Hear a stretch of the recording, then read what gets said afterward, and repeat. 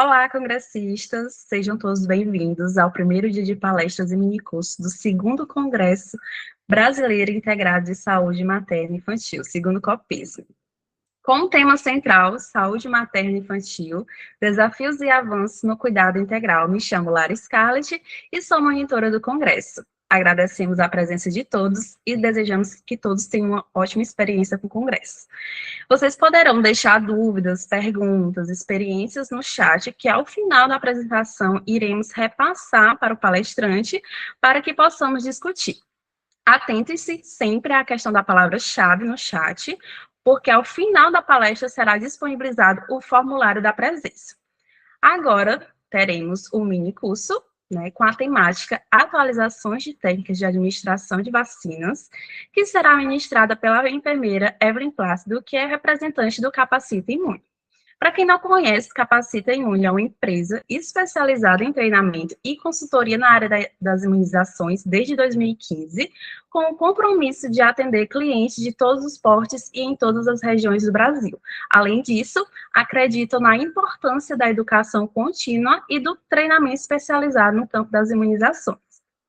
A Evelyn ela é especialista em epidemiologia sanitária pela Escola Nacional de Saúde Pública, Fiocruz, e em saúde indígena na Unifesp, enfermeira coordenadora da área da imunização do projeto Xingu, da Escola Paulista de Medicina, Unifesp, e presidente regional de São Paulo da Sociedade Brasileira de Imunização. Então, seja bem-vindo, Evelyn, um excelente minicurso. Obrigada, Lara. Boa tarde, pessoal. Que bom estar aqui com tantas pessoas, né? Que honra. Que bom. Espero que seja bem proveitoso o nosso momento aqui, tá bom?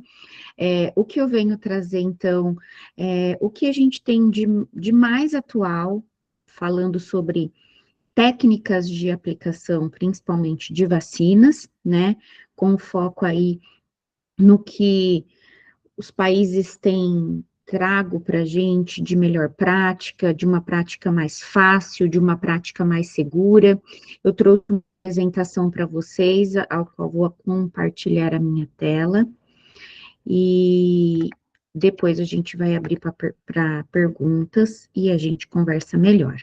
Então, só me confirma, Lara, se vocês estão vendo a minha apresentação, por favor. Estamos sim, Evelyn. Sua apresentação e seu áudio estão ótimos. Ótimo. Então, nós vamos falar sobre essas técnicas e eu inicio falando sobre as técnicas de biossegurança, que, querendo ou não, o que a gente vê na prática é o profissional se distanciar muito das técnicas de biossegurança, né? Banalizando as técnicas de higiene das mãos. Elas são necessárias o tempo todo, né? A gente sabe, na academia, a gente tá o tempo todo se deparando com essas questões, mas depois que a gente vai para a prática, depois que a gente se forma, o que eu percebo é que a gente acaba banalizando sobre isso, e isso traz consequências que são irreversíveis, né? Porque é assim que a gente acaba contaminando o preparo de uma vacina, o preparo de um medicamento. Existe técnica, né? A gente sabe que o ideal é fazer com água e sabão na rotina, e em situações excepcionais, onde a gente não tem disponível, né, a água, o sabão, a gente pode utilizar o álcool a 70 para realizar, e a técnica é a mesma que a gente utilizaria com água e sabão. O uso das luvas. O uso das luvas, eles não são obrigatórios com vacinas, né? É importante lembrar que as luvas, elas são EPI, ela é um equipamento de proteção individual, e muita gente acha que usa as luvas para proteger a pessoa. A própria pessoa que vem para realizar a vacina, às vezes ela exige que o vacinador coloque as luvas, porque ela não entende o que significa aquilo ali? Que ela acha que ela vai estar mais segura se o vacinador colocar as luvas. E não é bem assim. Para fazer vacina, não é obrigatório o uso de luva. Você só vai usar a luva se você tiver algum risco, alguma lesão nas mãos, né? E o risco de alguma contaminação. mas na rotina, elas não devem ser utilizadas, e se forem utilizadas, a gente precisa realizar a higiene das mãos a cada troca de luvas, e as luvas precisam ser trocadas a cada procedimento, né? Porque você vai pegar a vacina, aplicar a vacina, depois a outra vacina vai estar no refrigerador. E aí, para você pegar essa vacina do refrigerador, você vai ter que tirar as luvas, lavar as mãos, pegar a vacina de novo, e assim por diante. Então, o uso delas não são necessários. Outra questão importante, que envolve também biossegurança, é o uso de adornos. Não deve se utilizar adornos, né, para nenhum profissional da área da saúde, né? Então, a gente vê muitos profissionais utilizando anéis, utilizando alianças de casamento, e agora, como uma grande moda, né, que me gera uma certa inquietação, é o uso de unhas postiças, unhas de gel pelos profissionais de saúde, e que são potencializadores de contaminação. O profissional, ele não deve utilizar esse tipo de, né, de unha, é proibido, principalmente porque a gente vai contaminar a nossa técnica, a gente vai contaminar o produto que a gente está preparando, e isso a gente tem vários estudos mostrando, inclusive, que potencializa essa contaminação, mas não é muito bem o que a gente tem visto aí na rotina dos serviços, principalmente de vacinação, ao qual eu atuo principalmente, né? Então, é importante que a gente esteja muito crítico em relação a isso, né? Porque o que a gente tem visto na prática é um profissional se distanciando muito da sua, né, do que é correto, do que é ético, e a gente está num processo, né, aqui, principalmente num processo de formação, e que isso fique muito claro, que a gente não deve se distanciar destas questões, né?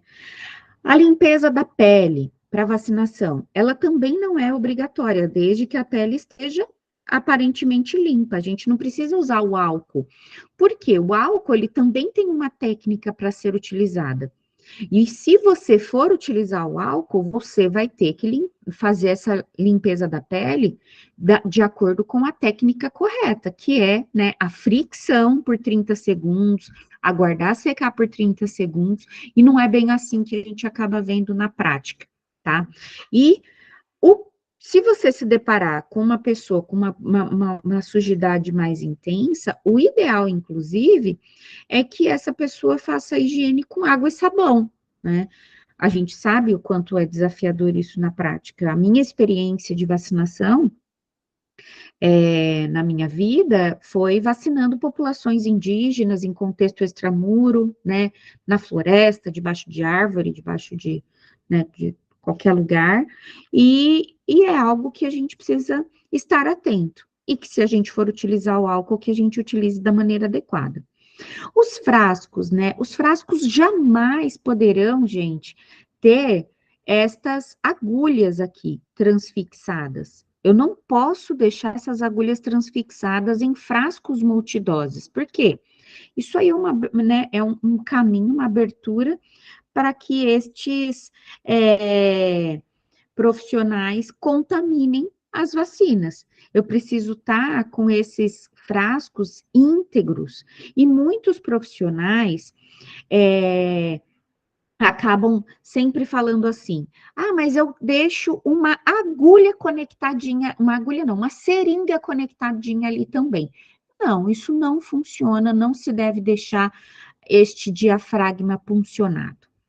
A outra questão é com as embalagens, né? A gente vê muito na prática algo muito ruim, que é o profissional abrir a embalagem, rasgando a embalagem, e não abrindo pela lapela, como vocês podem ver, né, nesta segunda imagem aqui.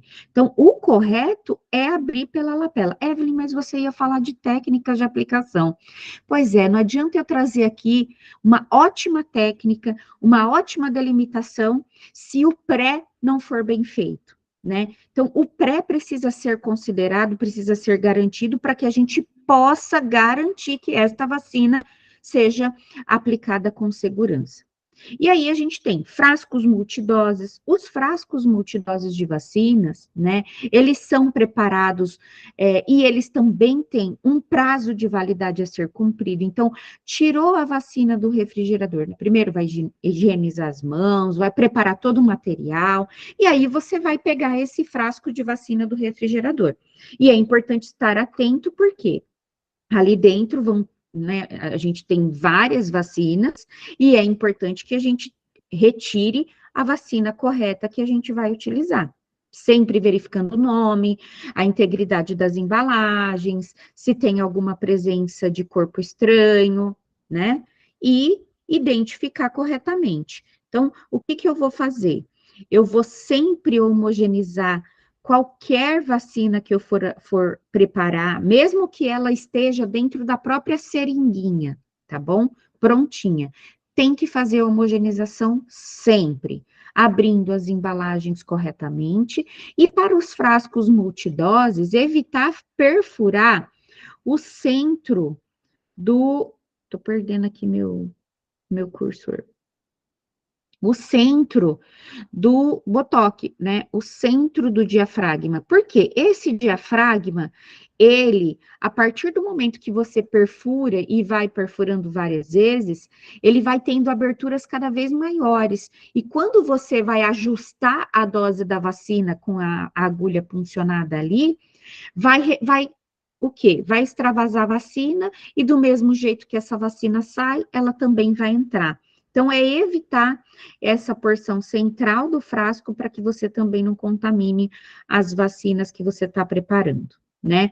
Então, aspirar sempre o volume correspondente para aquela vacina, considerando a idade, e identificar o frasco que você acabou de abrir de acordo com a validade após a abertura de frasco, e cada uma tenha o seu prazo que a gente precisa estar atento, né?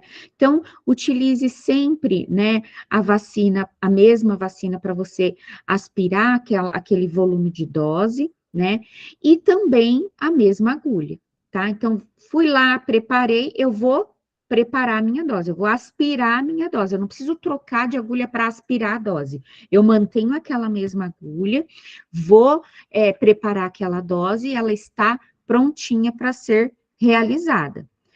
Jamais podemos deixar doses previamente aspiradas. E isso a gente acaba vendo muito nas unidades de saúde, principalmente em momentos de campanha. Um monte de vacina aspirada dentro de uma caixa térmica. Isso não deve acontecer porque você potencializa contaminação. Aquelas vacinas têm uma validade após a abertura de frasco, e as vacinas também são sensíveis à luz. E cada vacina que você aspirar e deixar ali dentro dessa seringa, vai perdendo potência, e quando você menos perceber, você está administrando vacinas que não vão estimular o sistema imune.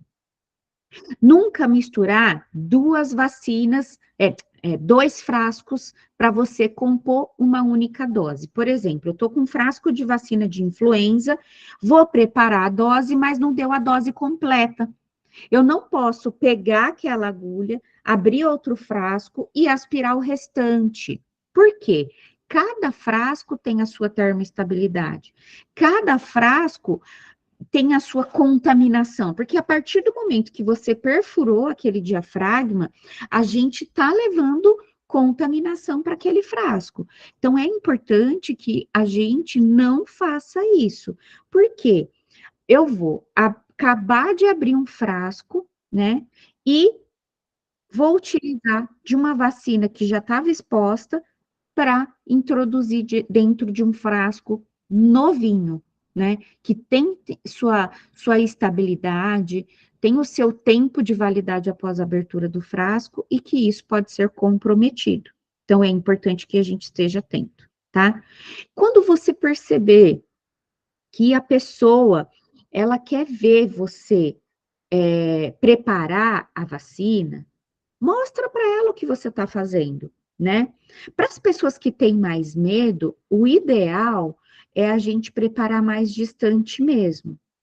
Mas, se essa pessoa está curiosa e quer ver e quer saber, a gente viveu muito isso durante a Covid, né, a Covid-19, que as pessoas queriam ver porque achavam que não estava sendo, né, vacinadas, que elas não estavam sendo vacinadas. Então, é importante que você prepare, né, na frente dela, que você mostre a vacina para ela. Se você estiver usando caixas térmicas, mostrar o interior da sua caixa térmica para esta pessoa ver. Então, é importante que você esteja atento a esse cuidado. Quando a gente utiliza vacinas já que vêm seringadas, né, vacina monodose, elas são muito fáceis de ser preparadas, porque é só conectar a agulha, tá? O que que a gente tem aqui que talvez vocês não tenham como uma recomendação, mas é algo que vem sendo recomendado principalmente pelos manuais internacionais. É que a gente não precisa retirar o ar que vem dentro esta seringa, porque é esse ar que vai ajudar a gente a impulsionar todo esse conteúdo vacinal para dentro desse músculo, evitando assim que esta vacina reflua para o tecido de gordura e cause mais reação vacinal. Porque vacinas que são intramusculares são vacinas que vão desenvolver uma inflamação para fazer a resposta imune, e quando em contato com a gordura, esta inflamação é muito maior, podendo causar eventos adversos bastante intensos. O que que a gente tem que ter de cuidado? Na conexão, quando a gente conectar essa agulha nesta seringa, né? Então, eu tenho que conectar, e quando eu for abrir esta agulha, quando eu for tirar a tampa dessa agulha, eu tenho que tirar essa tampa num movimento único e firme. Eu não posso fazer aquele movimento giratório, como se eu estivesse desrosqueando, porque isso vai afrouxar a conexão, e quando você afrouxa a conexão, a chance de você extravasar esta vacina é muito grande. E aí, se você extravasar, você tem que aplicar uma nova dose imediatamente. E para que a gente possa garantir a segurança da vacinação, é importante que a gente garanta os certos da vacinação segura, né? Então, para que a gente garanta isso, eu preciso considerar cada passo, o paciente, ou seja, vacinar pessoas certas. Às vezes a gente está num contexto de campanha que tem muita gente, muitas pessoas, às vezes vem trazer a criança, mas aí vem várias pessoas da família junto. Então, tem que tomar cuidado com isso. O momento a pessoa está na idade certa, aquela pessoa pode receber aquela vacina naquele momento, as doses anteriores daquela vacina foram aplicadas com o intervalo correto, porque se os intervalos não foram corretos, eu não posso considerar aquele intervalo como válido. A vacina que a gente pegou lá do refrigerador é a vacina correta? Porque às vezes a gente pega no automático, sem perceber, a gente está com a vacina errada na mão. O diluente é diluente correto? Porque eu não posso usar diluente de outra vacina. Os diluentes, eles não são intercambiáveis, então eu não posso trocar diluentes, tá? Eu garanti o preparo correto, todos os passos do preparo, evitando a contaminação daquela vacina que eu estou preparando. A dose que eu estou, né, aspirando, preparando, é a dose correta? Esta pessoa precisa de 0,5, precisa de 0,1 ml? Então, isso precisa ser verificado. A via que você vai administrar é a via correspondente para aquela vacina? É uma intramuscular? É uma subcutânea, né? Eu preciso aplicar essa vacina no local que ela deve ser aplicada. Então, eu não posso fazer uma vacina que era para ser feita no subcutâneo e realizar ela intramuscular. E eu também não posso fazer uma vacina que era para ser intramuscular no subcutâneo, porque eu posso comprometer a resposta imune desta vacina. Além disso, as orientações, né? As orientações precisam ser as orientações corretas. É orientar o que esta pessoa precisa saber.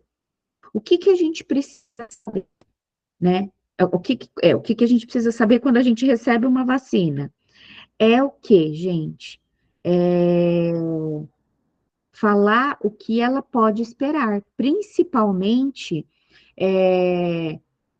dor, as principais reações que aquela vacina pode desencadear, os principais, né, os principais sintomas, pode ter febre, pode ter dor no corpo, pode ter dor de cabeça, pode ter um sintoma muito parecido com a própria doença, principalmente quando a gente fala de uma vacina viva, né, uma vacina atenuada. Então, é importante que a gente esteja atento a estas questões, para que a gente possa orientar corretamente e a pessoa não tomar uma vacina, ter reação vacinal e achar que está com algum problema, tá?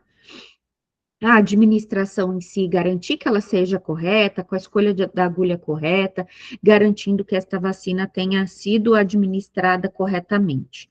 E o registro também precisa ser correto.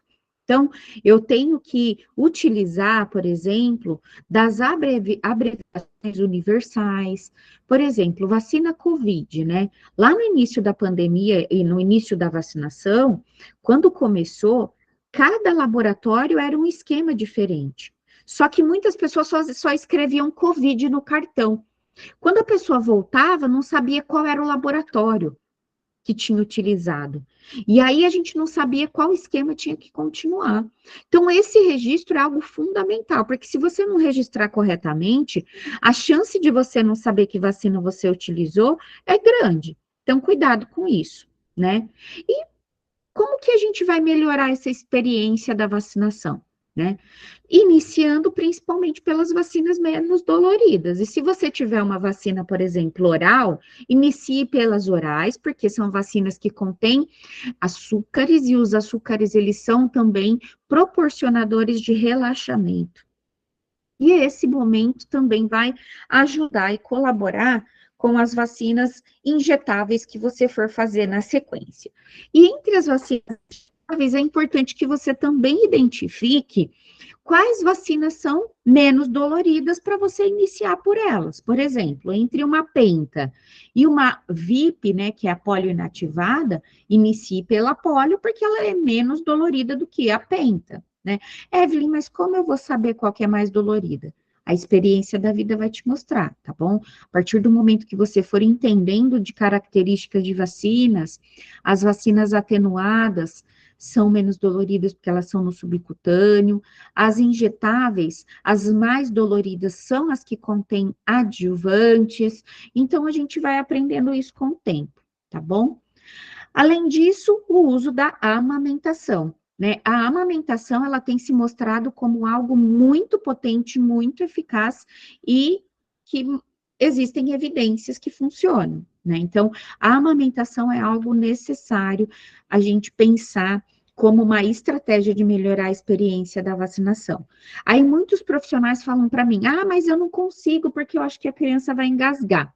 A criança vai engasgar, se ela realmente estiver sendo amamentada adequadamente, ou seja, se ela tiver feito a pega. Não adianta você falar: mãe, põe para mamar e vir com a agulha. A criança precisa estar sugando de pelo menos 3 a 5 minutos, para ela estar ali naquele processo de relaxamento, em contato com todos os hormônios que ela vai desencadeando e liberando no momento da amamentação, para que você consiga garantir esse momento como uma estratégia de redução de dor e melhor experiência da vacinação, ok?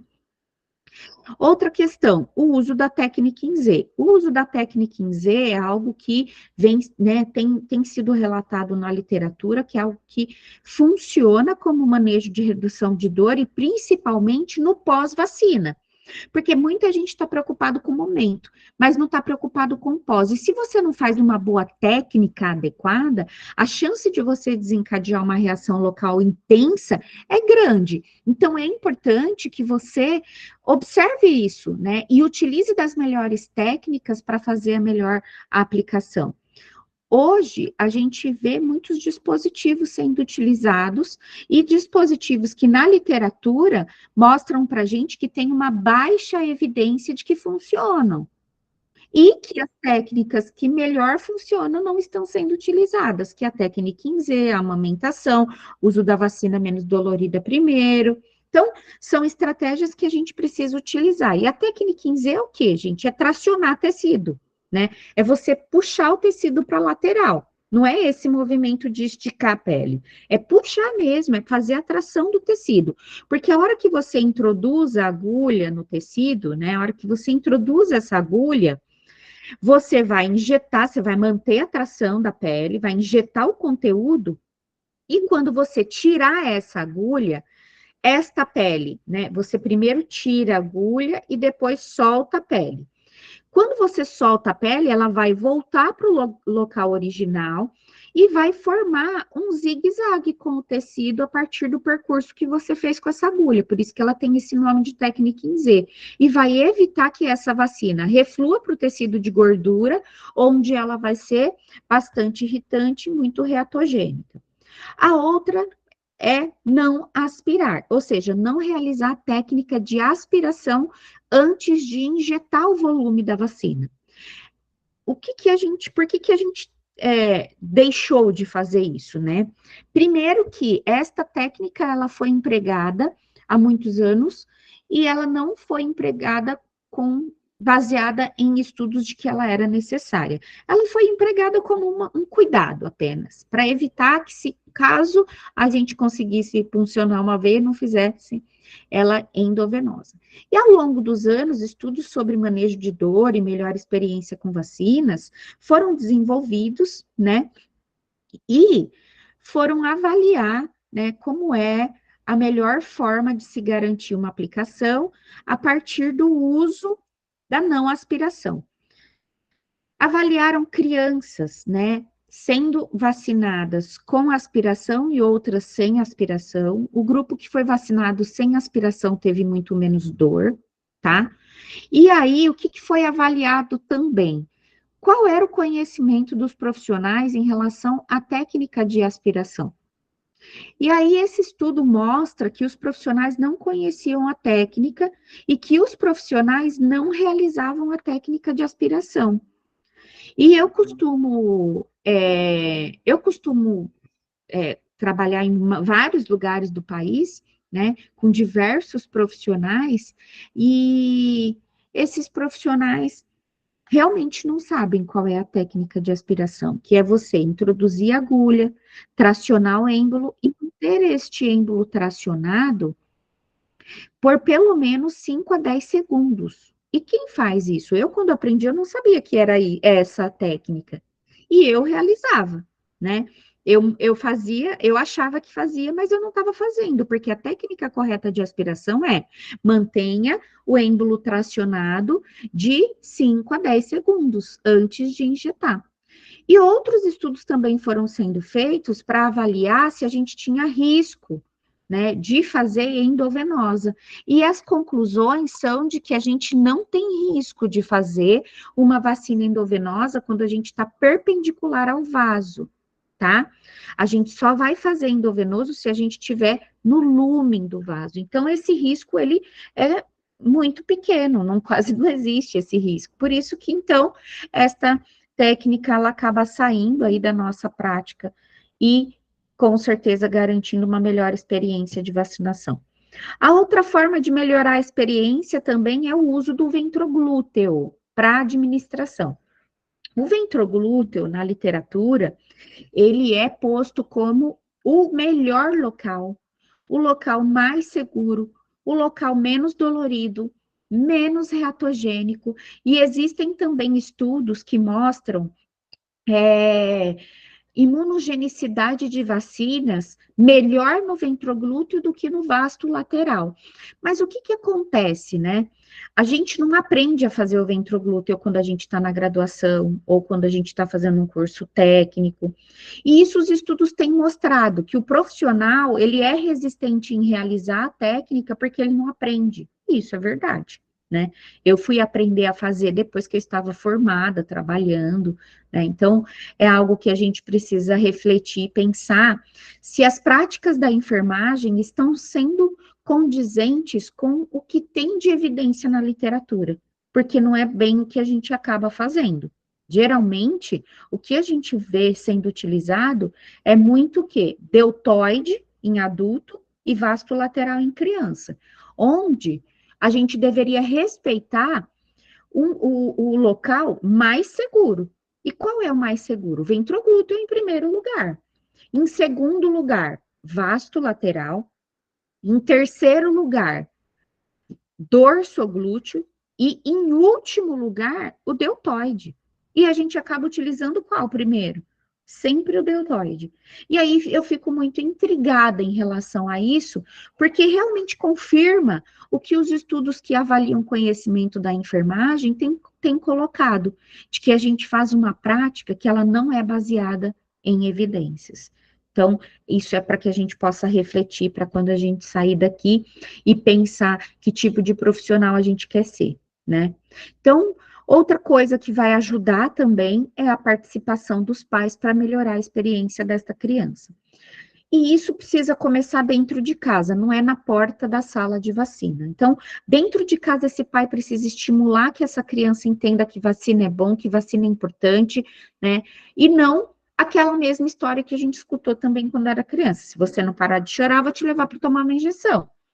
Né? Então, isso vai te colocar num lugar em que você sempre vai achar que isso é muito ruim e que essa experiência vai ser sempre muito ruim. Então, a gente precisa melhorar essa comunicação com os pais, essa orientação com os pais, para que eles possam trabalhar isso com os filhos dentro de casa, para que eles entendam que vacina é algo importante, é um ato de coragem, um ato de amor, né? E que esses pais entendam que técnicas de distração são importantes, que ele precisa estar presente, que ele precisa estar tranquilo para esse momento. E muitas vezes esses pais vêm já com muito medo, né? Além disso, trabalhar com posicionamento, né? Aconselhar os pais a segurar o bebê adequadamente, as crianças pequenas no colo, sempre no colo, né? As crianças, os maiores, adolescentes, adultos, sempre sentados, trabalhar sempre que possível com a distração, e os principais brinquedos favoritos da criança também precisam se fazer presentes. E aqui eu trago para vocês o que a literatura tem mostrando de eficaz em relação ao alívio de dor. O que ela mostra de eficaz não envolve custo e não envolve nenhum desses dispositivos que vocês estão vendo aqui, né? Isso é um grande modismo, uma grande febre, porque a literatura não fala que isso realmente funciona e que nós temos estratégias não farmacológicas, estratégias que não envolvem dispositivos e que demanda apenas do conhecimento do profissional, que é vacinar a criança na posição canguru, realizar as batidinhas rítmicas na criança para que ela possa se reportar ao barulho, né, ou o movimento, ou a vibração que ela sentia no útero da mãe, o uso do ventroglúteo, o uso da técnica em Z, o uso da compressa fria antes e depois, a velocidade para injetar o líquido de 10 segundos por ml, né, o óculos de realidade virtual, o Buzz, né, e o PicLook, que é esse dispositivo aqui, são de baixíssimas evidências de que funcionam, tá bom? Esse é um único artigo que a gente tem publicado, por enquanto, falando sobre o uso do Chofebre também, que é outro equipamento que está sendo utilizado, que ele não funciona, que a gente precisa optar pela velha e boa compressa fria, ok? E aí, como posição, né, de um bebê, melhor posição para a gente vacinar um bebê é essa em que ele está encaixado entre as pernas da mãe. Tá vendo que o bumbumzinho dele tá encaixado e a hora que você vier fazer a vacina, essa perninha vai o quê? Encostar na perna da mãe e a criança está bem segura. Outras crianças maiores, posições que podem ajudar. Essa posição aqui, onde ele está com as pernas entre as pernas da mãe, você consegue fazer ventroglúteo, você consegue fazer deltoide, você consegue fazer subcutâneo, e a posição cavalinho também é uma outra.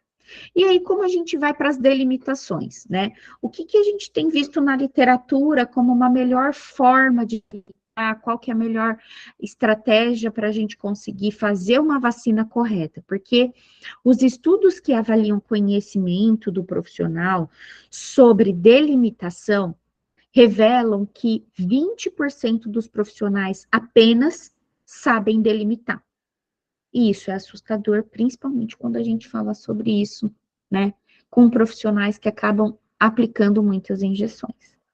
E aí ele mostra que uma forma, né, mais segura para a gente poder delimitar é a partir de marcos anatômicos, para que a gente fixe os marcos anatômicos, e aí, então, a gente vai ter muito mais segurança. O vasto lateral tem como marco anatômico o côndilo lateral do fêmur e o trocânter, né? Então, você vai ligar uma linha imaginária entre o côndilo lateral do fêmur e o trocânter.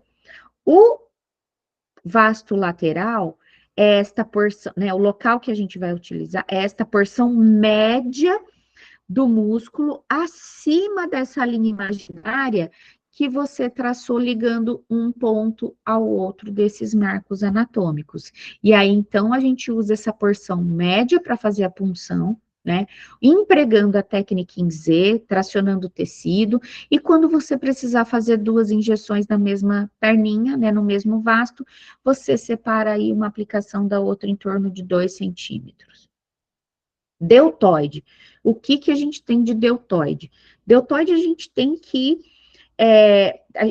existe, inclusive, um estudo bem interessante que ele avalia as várias formas de se delimitar deltoide. E ele classifica esta forma como a mais segura para que a gente possa garantir que a gente realize esta vacina no local correto, que é também a partir de 2 marcos anatômicos. O primeiro é o acrômio e o segundo é a inserção do deltoide. Eu vou localizar esses 2 pontos e vou fazer a punção na maior porção deste músculo. Quando a gente passa a mão aqui, que a gente faz, né, o caminho do músculo, a gente percebe que esta região aqui dá uma saltadinha. E a dica é, a região de maior proeminência do músculo, ela vai estar sempre na direção da linha axilar. Então, você pode usar sempre a linha axilar como referência de local. Que se você tiver muito em cima, você, né, vai fazer quase que intra-articular, e muito embaixo, você tem o risco de fazer a punção do nervo radial. E se você, né, mesmo que você não faça a punção do nervo, mas se você fizer uma vacina muito próxima do nervo radial, as vacinas que a gente faz intramuscular são vacinas que fazem o quê? Inflamação. Se você fizer uma inflamação naquele nervo, qual vai ser a consequência? Muita dor, porque ele é o nervo responsável por erguer o braço. Por isso que muita gente fala, eu tomei uma vacina no braço e não aguento erguer o braço. Isso é o quê? Aplicação incorreta, delimitação incorreta. Então, a gente precisa delimitar para garantir a segurança desse músculo. Ele é eleito o músculo mais perigoso porque a gente está muito próximo do nervo radial aí, né? O nervo radial, ele sai da base do crânio e vai passar bem aqui pertinho da inserção do deltoide. Ele faz isso aqui, ó, né? Ele faz isso aqui, ó, ele sai daqui, faz esse movimento aqui, ó, saindo aqui na ponta do meu dedão, tá bom? E aí, empregar sempre a técnica em Z. Então, essa é uma imagem mostrando para vocês que é possível fazer a técnica em Z também no deltoide. O ventroglúteo na criança. Para a gente delimitar ventroglúteo na criança, também utilizo de marcos anatômicos. O primeiro marco anatômico sempre vai ser trocânter, tá?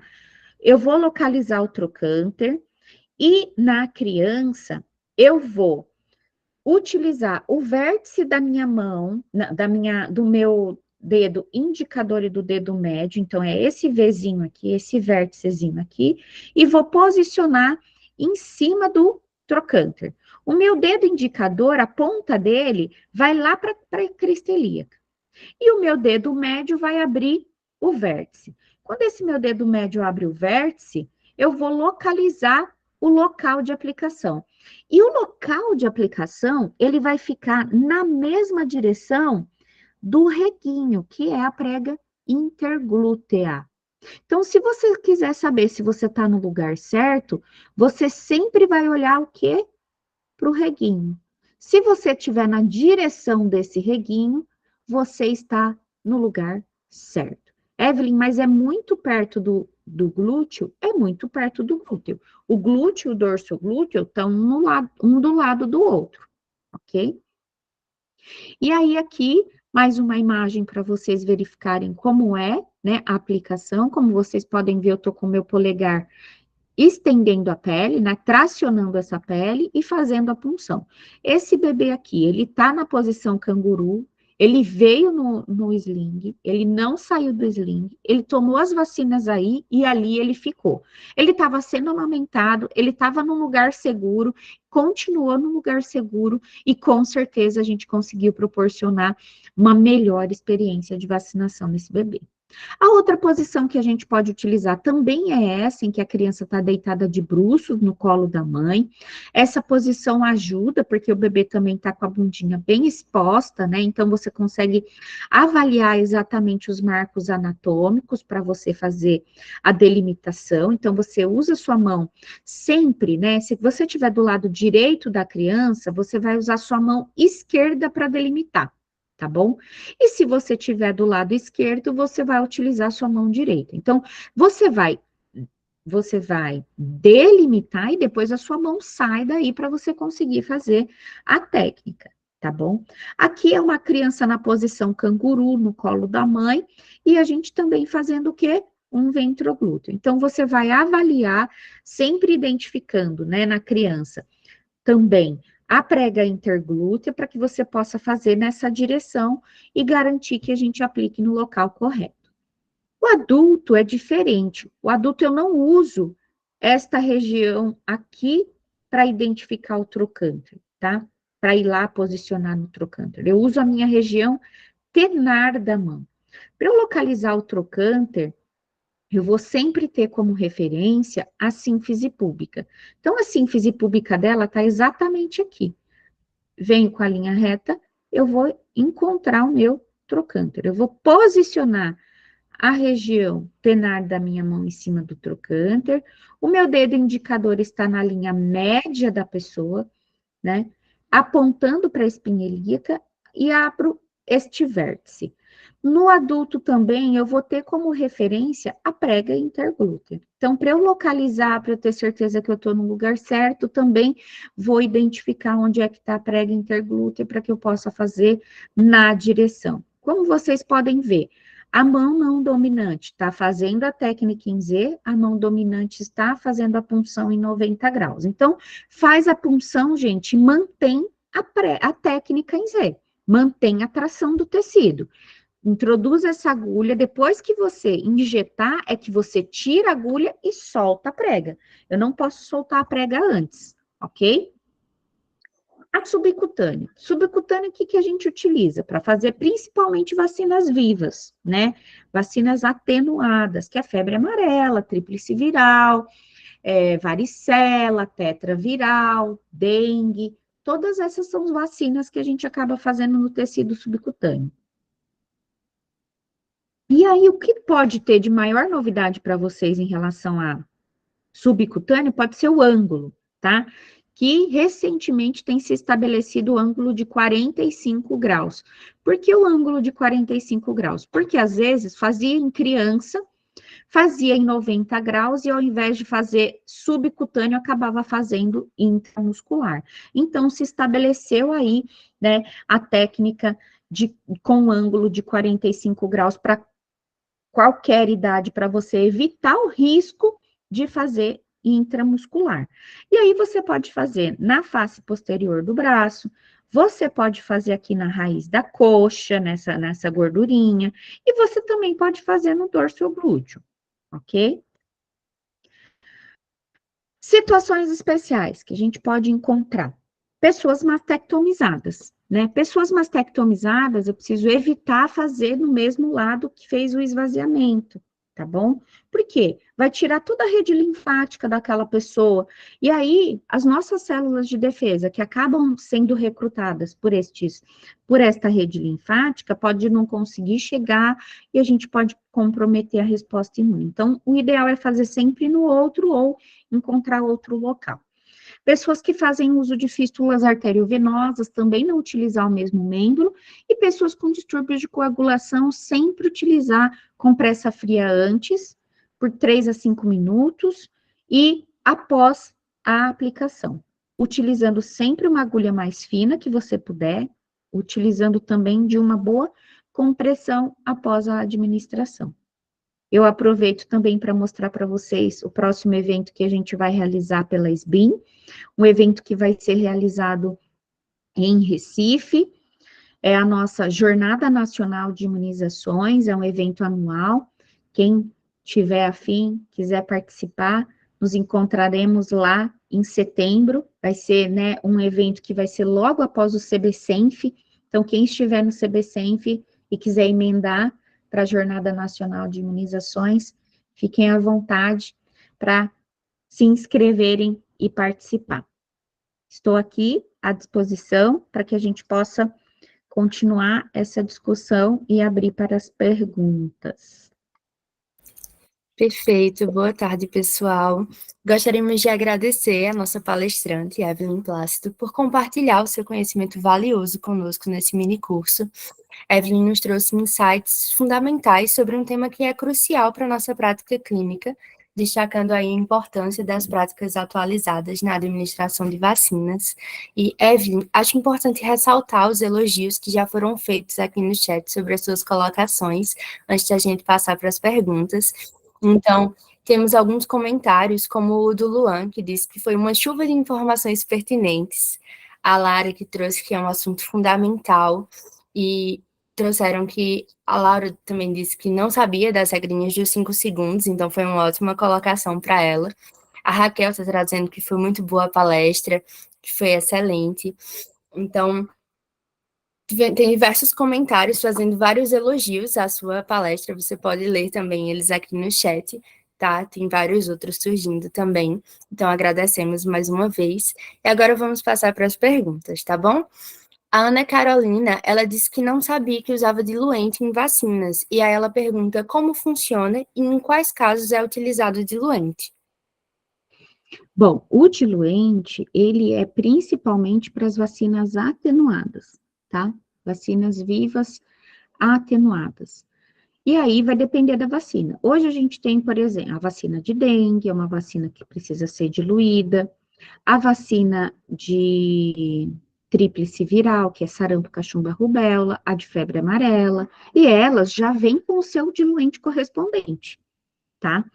Algumas vacinas inativadas também precisam ser reconstituídas, diluídas, né? A própria BCG, a vacina de BCG também precisa ser diluída no momento, né, em que você vai aplicar. E, então, eu posso te listar aqui as vacinas que possuem diluente, e é importante só frisar de que elas precisam ser, né, diluídas sempre com seu diluente correspondente. Por exemplo, a gente tem uma vacina que acabou de sair aí, uma vacina recente que está no serviço privado, que é para vírus sincicial respiratório. Ela é de uma vacina que precisa ser diluída e é uma vacina inativada. Mas o que a gente precisa lembrar? Que o próprio diluente pode ter uma parte da composição da vacina. Esta vacina em especial é uma vacina que usa adjuvante, né? Um adjuvante potente para causar uma inflamação intensa para melhorar a resposta imune. Então, se eu usar outro diluente, eu não vou colocar um dos principais componentes, que é o que vai causar esse processo inflamatório e melhorar a resposta. Tá bom? É interessante que, na grande maioria das vezes, o diluente já vem junto com a vacina, né? Já para facilitar essa nossa prática. Isso mesmo. Vacinas de Covid também. Algumas são diluídas, outras não. Isso, eu cheguei a comentar com a Ana no chat que a da Pfizer, a gente fazia a diluição com cloreto de sódio a 0,9%. Isso. A bivalente já não precisa diluir, vem pronta. Perfeito. A Samara Padilha, ela perguntou, eu posso usar a técnica em Z para aplicar qualquer medicação ou vacina? Porque já Qualquer falaram para ela. medicamento intramuscular. Qualquer coisa intramuscular. Por exemplo, Noripurum, um contraceptivo, uma benzetacil, qualquer medicamento intramuscular, porque todos os medicamentos intramusculares, eles são irritantes para o tecido de gordura. Então, vai evitar que você faça uma reação local. Perfeito. Ela tinha perguntado justamente porque falaram para ela que a técnica em Z devia ser utilizada para aplicar a benzetacil, e aí ela ficou em dúvida. Pode ser. Perfeito. A Laura Cabral, ela perguntou sobre usar a técnica em Z para aplicação de anticoncepcional, se é correto. É correto, pode utilizar para todas as injeções intramusculares que você for fazer. Todas. Eu uso em todas as injeções intramusculares. Perfeito. Então, acredito que já responde a pergunta da Tainá também, que perguntou quando deve realizar a prega, quando deve realizar a técnica em Z. Se você puder falar um pouquinho mais sobre isso, Evelyn. A prega, ela não é mais indicada para as injeções intramusculares, tá? Por quê? Quando a gente faz a prega, a gente aumenta a distância para a gente conseguir chegar no tecido muscular. E aí, qual que é a questão que envolve? É a gente conseguir chegar nesse músculo, porque eu preciso deixar esse componente dentro do músculo. E aí, se eu faço a prega e aumento essa distância, e tem uma outra questão que envolve aí, que é o tamanho das agulhas. A gente tem estudos mostrando que a população está engordando, mas o tamanho das agulhas continua o mesmo. Então, o que você encontra no serviço é sempre a 25%, a maior. E aí você fala, gente, a 25% não vai conseguir alcançar o músculo da nossa população que já está gordinha, né? Então, o que que acontece? Eu preciso encontrar estratégias para melhorar, para alcançar melhor esse músculo. Então, eu preciso escolher agulhas mais longas e não fazer prega.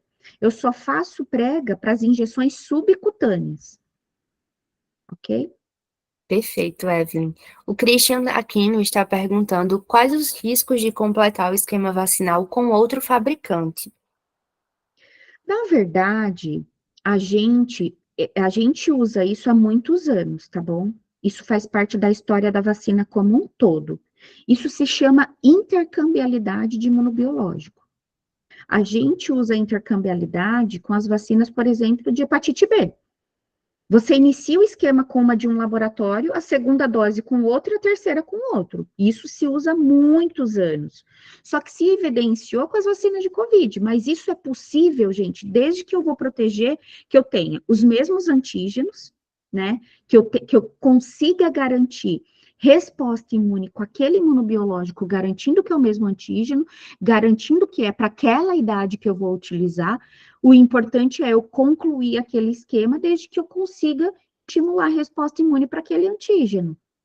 O que eu não posso usar é vacina de laboratórios diferentes, se eu não posso usar para aquela determinada idade, por exemplo. Aí eu não posso, faz parte da regra de intercambiabilidade que não pode. Ok? Será que eu expliquei? Perfeito. Com certeza. Muito obrigado, Evelyn, pela sua contribuição mais uma vez. Foram explicações extremamente relevantes para a nossa prática clínica. Com certeza você tirou muitas das dúvidas. A Dani está levantando a mão, não sei se há alguma pergunta, pode falar.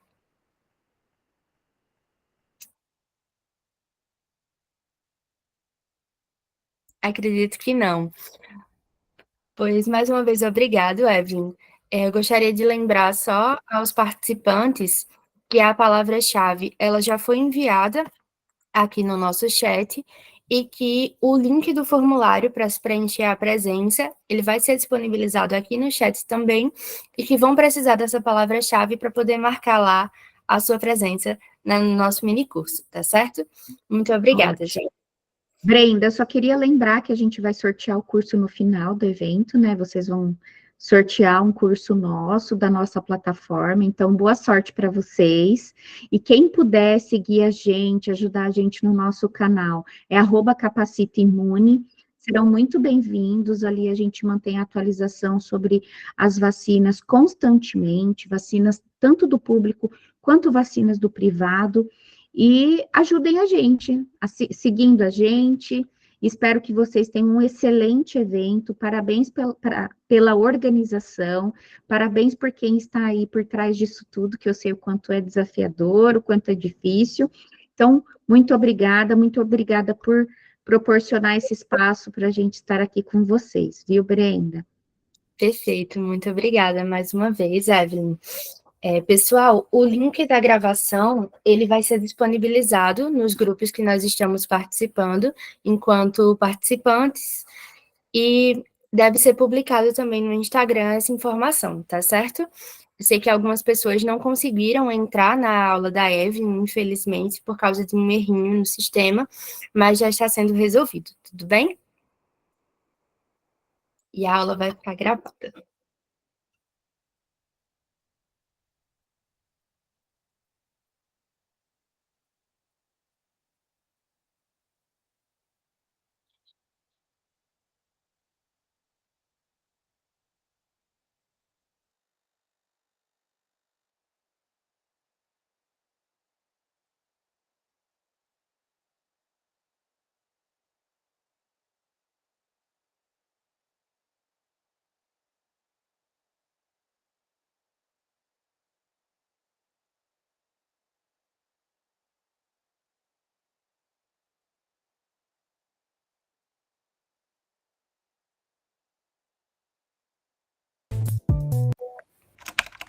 Pessoal,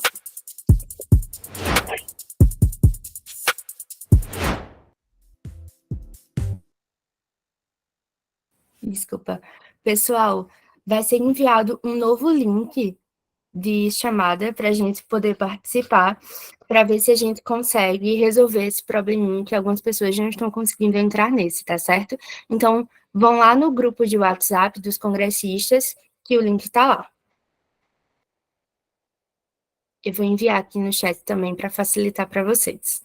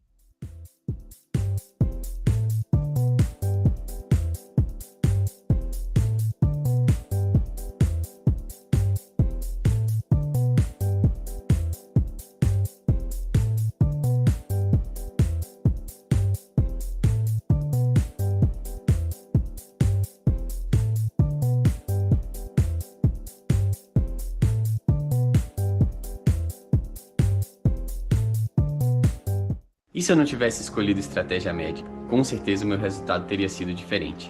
Eu sou João Paulo Teles, fui primeiro lugar geral da prova de residência médica da USP São Paulo 2022 e digo com certeza que o Estratégia Med fez toda a diferença na minha aprovação. O sonho da aprovação na residência médica começa com uma palavra: acreditar. Acreditar que é possível superar desafios, que dá para ir mais longe.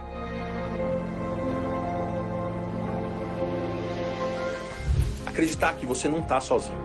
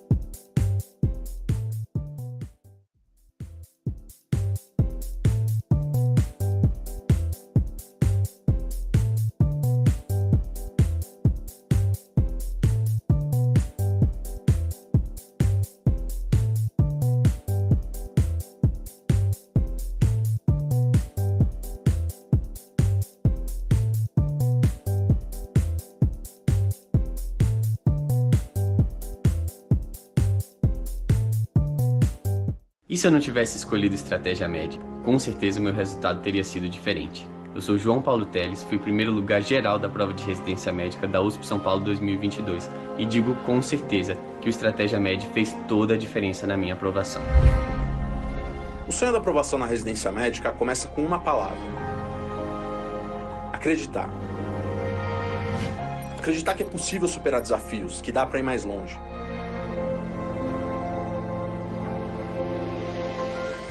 Acreditar que você não está sozinho. Afinal, o Estratégia Med está aqui para ajudar você a realizar seu sonho de fazer uma residência médica.